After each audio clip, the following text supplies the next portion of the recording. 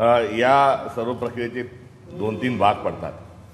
मुळात हे कोणत्याही विचाराच्या अनुषंगाने नव्हे तर केवळ सत्ता आणि सत्ता हा परवलीचा शब्द असल्यामुळे सर्व एकत्र आलेले आहेत आणि सत्तेसाठी एकत्र आल्यानंतर यांचं टोळी युद्ध जे आहे ते अनेक दिवसांपासून सुरू आहे आणि या टोळी युद्धाच्या अनुषंगानं हे सरकार कार्यरत असल्यामुळे यांना गँग ऑफ ट्रिपल इंजिन सरकार देखील आम्ही म्हणतो। राहता राहिला दिल्लीश्वरांना गाठणे, तर महाराष्ट्रातले देवेंद्र फडणवीस हे शॅडो मुख्यमंत्री आहेत।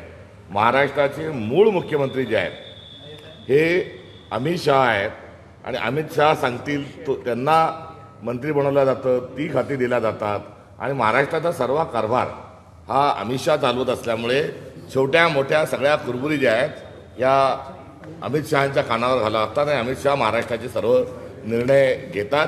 कुठेतरी हा सरकार महाराष्ट्राचा स्वाभिमान गहाण ठेवून महाराष्ट्रातले निर्णय महाराष्ट्रात न होता हे आता दिल्लीवरून व्हायला लागलेले आहेत।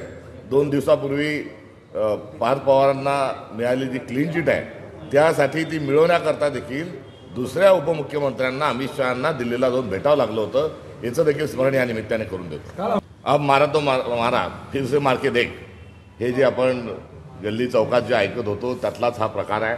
प्रत्येक गोष्ट हे अमित शहांपर्यंत जाणं याचाच अर्थ सगळं हे गुन्हा-गोविंदाने चाललेलं नाही, तर एक मोठा टोळी युद्ध हे महाराष्ट्राच्या सरकारमध्ये सुरू आहे, याचा तो दुसरा नमुना। या संदर्भात माध्यमातून मला देखील तशा प्रकारची माहिती मिळाली आहे। कुठे राजीनामे दिले ही देखील बातमी मला ऐकायला आणि वाचायला मिळाली, मात्र अद्यापपर्यंत कोणी कोणाची तक्रार केलेली नाही।